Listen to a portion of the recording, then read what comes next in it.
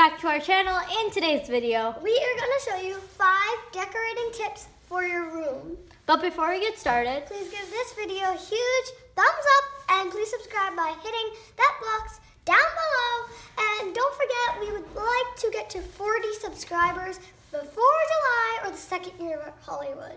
So please subscribe. And now let's get right into the video.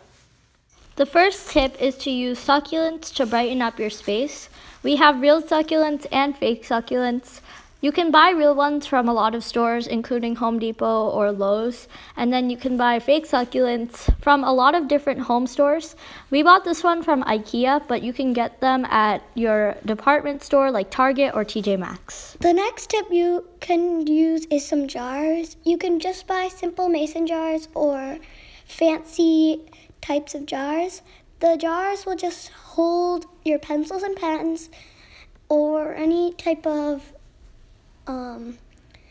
thing you want.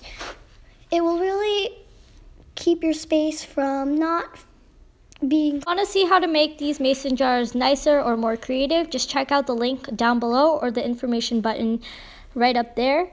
The next tip is to stack your books, a few at a time, notebooks, or 3 or 4, in corresponding order from biggest to smallest.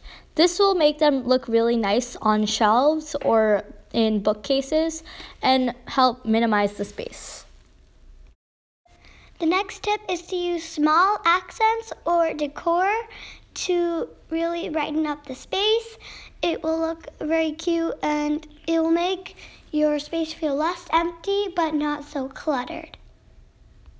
The last tip is to use abstract pictures or modern pictures or even graphic designs to open up or make the space more your own and use creativity.